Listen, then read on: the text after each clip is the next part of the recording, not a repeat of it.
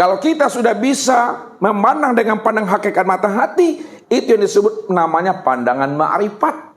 Fanakanlah perbuatan sir itu pada zat, maka nyatalah zat itu semata-mata yang berbuat. Inilah yang disebut pandangan ma'rifat. Ini yang disebut namanya pandangan yang tembus. Ini yang disebut namanya pandangan yang kasab. Inilah yang dikatakan pandangan arif billah. Jadi pandangan yang arif billah, orang yang tidak lagi berjarak antara dirinya dengan Allah. Ya. Dialah yang bisa memandang kewujudan Allah yang nyata, yang berkehendak, yang berbuat semata-mata. Karena dia cuma yang wujud, dia cuma yang ada. Selain dirinya tidak pernah ada. Selain dirinya tidak pernah wujud, selain dirinya tidak pernah nyata. Yang nyata, yang wujud, yang ada itu hanya diri Allah semata-mata. Ini pandangan orang yang arif billah, pandangan orang yang kasab. Pandangan yang bernilai pahala, pandangan yang bernilai kebaikan dan faedah itu. Nah, proses fananya tubuh, hati, ruh, sir sampai kepada zat, ini disebut namanya tarki.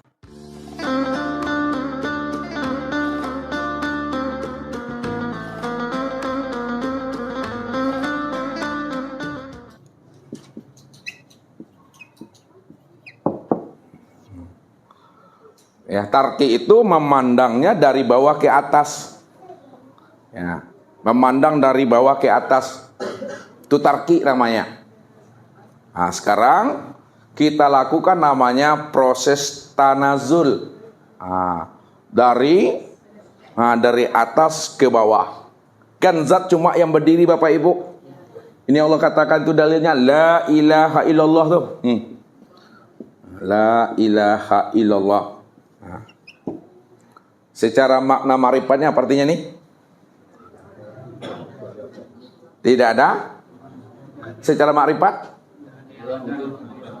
Ya, la maujud ilallah. Tidak ada yang wujud, tidak ada yang ada, tidak ada yang nyata, melainkan yang wujud, yang ada dan yang nyata itu hanya Allah semata-mata. Di sini nampaknya qiyamu bi nafsihi itu berdiri dengan sendirinya. Ya, dirinya cuma yang ada Bapak Ibu. Pada segala yang ada, pada segala yang wujud, pada diri, di luar diri, pada segala sesuatu. Segala sesuatu itu juga nyatanya akan wujud dirinya. Sekarang nyatanya kudrat. Nah, lihat.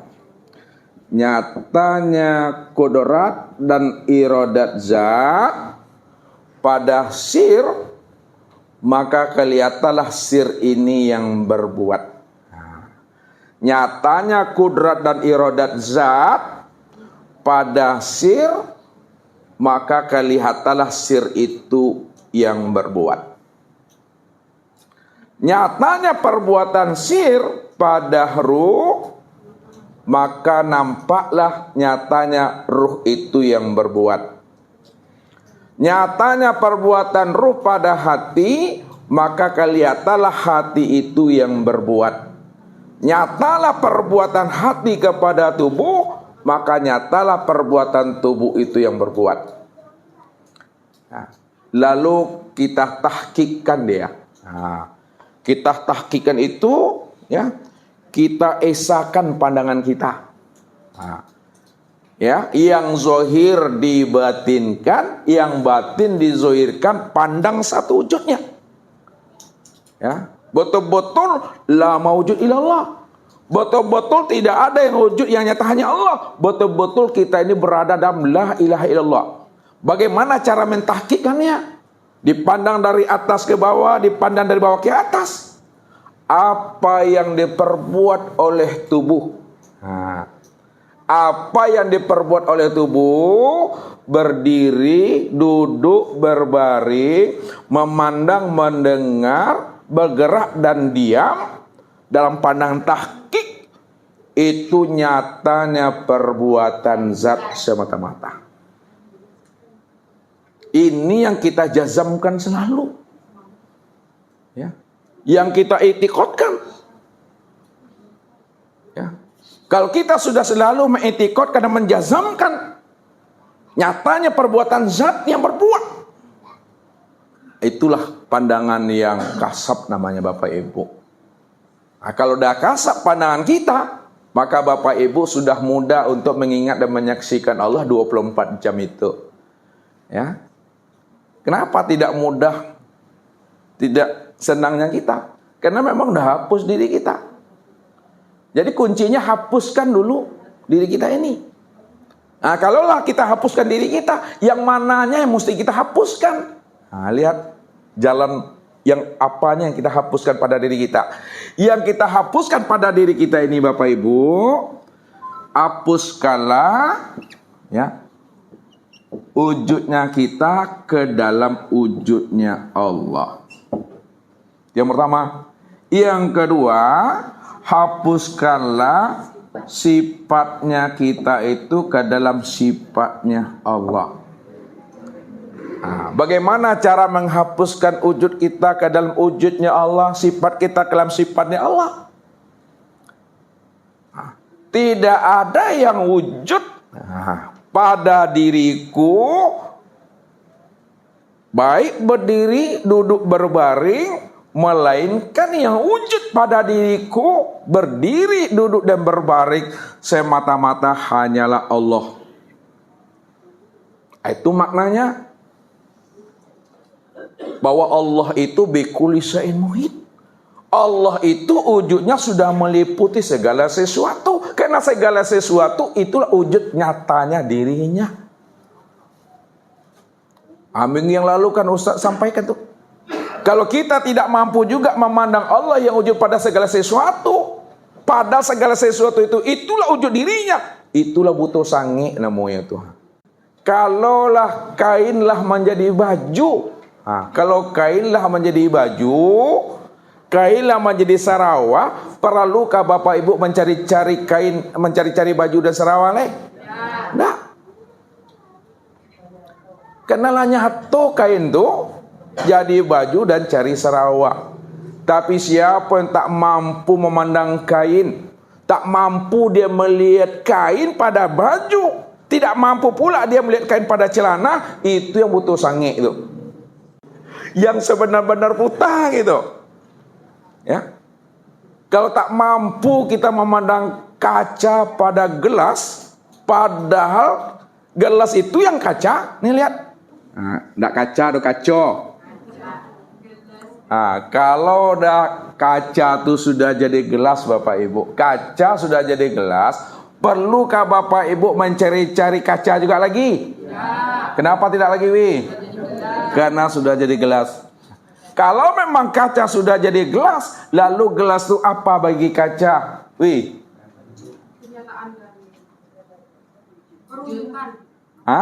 Kalaulah gelas itu, kaca itu sudah jadi gelas, lalu gelas itu apa bagi kaca? Kenyataan, wujud, rupa daripada kaca. Jadi ketika kita memandang gelas, yang terpandang apa? Kaca. Yang terpandang kaca. Siapa yang tidak mampu memandang kaca pada gelas, itu yang butuh sange itu. Sekarang Allah sudah wujud pada sekalian alam. Allah telah wujud pada sekalian batang tubuh kita. Allah telah wujud pada sekalian nyawa kita. Kalau Allah telah wujud pada sekalian alam, telah wujud pada sekalian batang tubuh, telah wujud pada sekalian nyawa, lalu Bapak Ibu tak mampu memandang Allah pada sekalian alam, tidak mampu memandang Allah pada tubuh, tidak mampu memandang Allah pada harum, maka itulah yang butuh sange itu. Pandangan yang berdosa, itu yang najis batin. Bagaimana ibadah kita akan diterima Allah? Dari sejak mulanya kita beramal sudah najis, lalu tak pandai kita menghilangkan najisnya. Untuk menghilangkan najis batin, betul-betullah kita fanakan, kita leburkan, kita matikan diri kita ini. Kita hapuskan wujud kita ini ke dalam wujudnya Allah. Apa maksudnya? Itu kan masih bahasa kias tuh. Apa maksudnya menghapuskan wujud diri, meleburkan wujud diri, mempanakan wujud diri?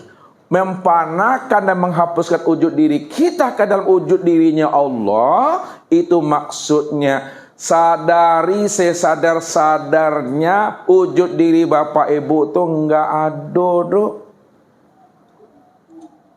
Sadari sesadar-sadarnya bahwa wujud kita ini tidak pernah ada sama sekali sejak mula jadinya kita. Sadari, pahami, dimengerti. Sejak mula adanya diri kita tidak pernah ada.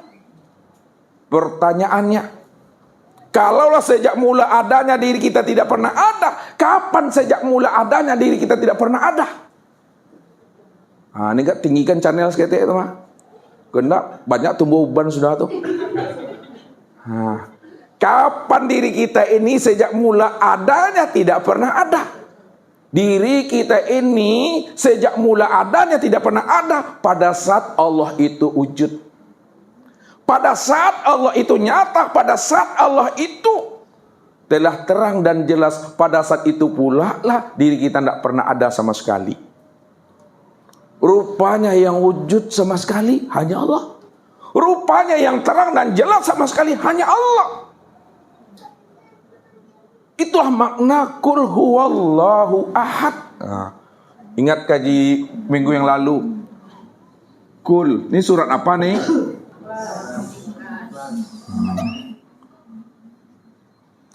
Huwallahu ahad. Coba terjemahkan. Katakanlah dia Allah itu yang esa. Lihat, Allah cuma yang ada, Allah cuma yang wujud. Ya. Bagaimana adanya Allah, bagaimana wujudnya Allah? Wujudnya Allah, adanya Allah itu sebelum nyata nurnya. Wujudnya itu dalam keadaan batin. Lihat kalau Ustaz hapus nih. Nih lihat. Nih huruf H kan? Nih dia nih, batin. Batin maknanya kosong. Batin maknanya tiada. Batin maknanya itu hampa. Kalaulah batin maknanya kosong, hampa dan tiada, bukan berarti batin itu tidak ada. Bukan berarti kosong itu tidak ada. Bukan berarti hampanya Allah itu tidak ada.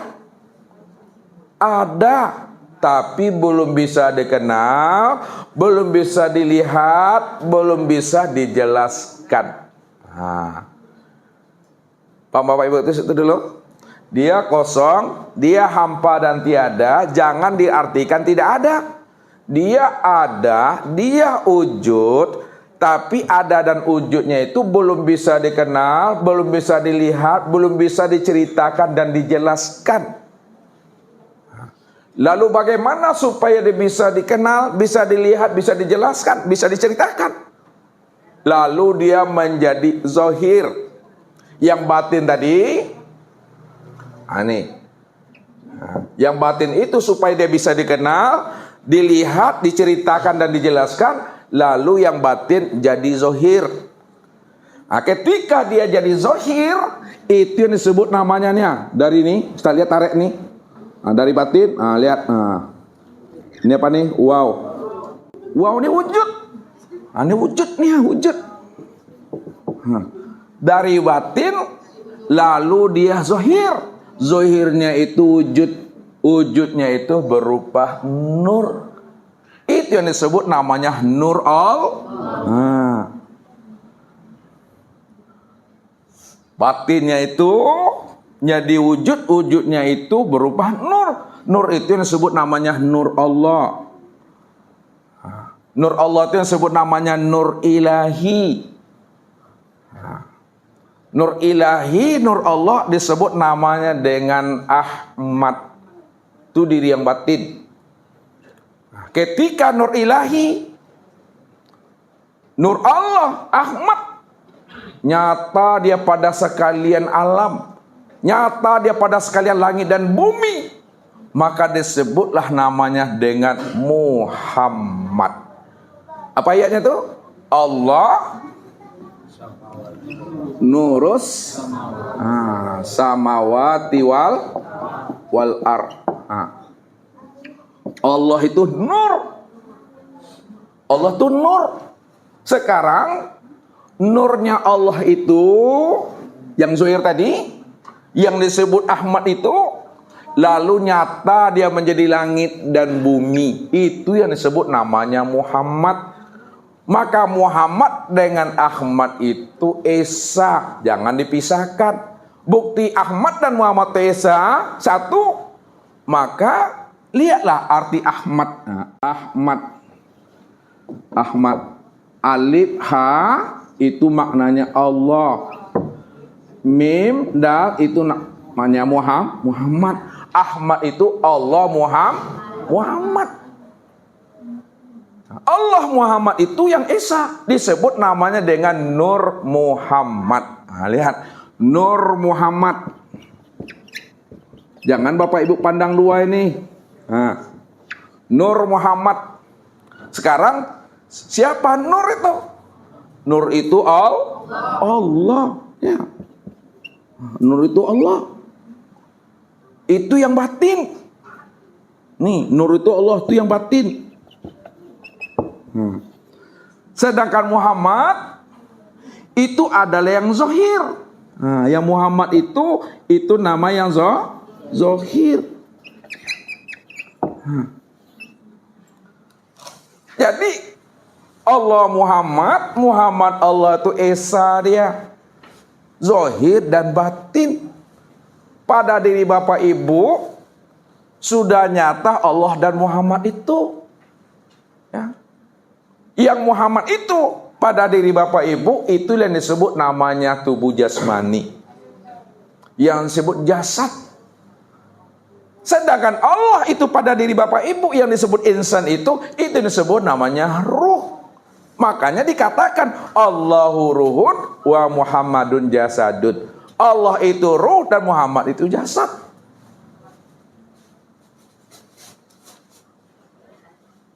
Maka penggabungan, perpaduan antara yang zahir dengan yang batin, batin dengan yang zahir, tubuh dengan ruh, ruh yang dengan tubuh, satunya ruh dengan tubuh, satunya tubuh dengan ruh, itu yang disebut namanya dengan insan. Itu yang disebut namanya insan. Lalu siapa insan? Al-insanu siri wa ana sirrahu. Ini kata Allah. Al-insanu siri wa ana sirrahu. Insan itu adalah rahasiaku dan akulah yang menjadi rahasianya insan. Itu terjemah. Lalu kita patrikan. Insan itu rahasiaku dan akulah yang menjadi rahasianya insan. Maksudnya, kalaulah insan itu rahasia Allah dan Allah lah yang menjadi rahasia insan itu, maka sesungguhnya Allah itulah yang insan itu yang sebenar-benarnya. Ya. Allah itulah yang sebenar-benarnya diri insan itu. Maka disitulah letaknya Allah itu ahad. Ahad, nih lihat ahad. Ada berapa hurufnya tuh ahad? Ya, 3. Ini bukan ilmu otak-atik, bukan ilmu cocok logi. Mana yang bilang ilmu otak-atik, cocok lagi ya silakan. Ini ilmu hikmah. Ya. Ini yang dikatakan kullu ayatin wa harfin wa nuqtatin minal Qur'an hikmah. Setiap ayat, setiap huruf, setiap titik Al-Qur'an itu ada rahasianya, ada hikmahnya. Siapa yang bisa membukakan rahasia hikmah dari setiap ayat dan titik? Kata Nabi, itu adalah orang-orang yang telah dibukakan Allah rahasia dirinya kepada orang yang dikehendakinya. Makanya ayat Al-Quran itu ya ada makna zahirnya, ada makna batinnya. Wa fi ayatil Quran ya arba'atun asya. Setiap ayat Al-Quran itu ada 4 memahaminya, 4 jalan untuk membuka tabirnya. Yang pertama, al-ibarat. Yang kedua, al-isyarat. Yang ketiga, al-lataif. Yang keempat, al-haqa'iq. Al-ibaratun lil awam. Makna ibarat itu hanya bagi orang yang awam. Maka orang yang awam selalu mengatakan itu ilmu cocok logi, ilmu otak-atik katanya. Karena dia tidak mampu membuka tabir rahasia ayat itu. Yasin, Allahu a'lam bissawab. Hanya Allah yang tahu.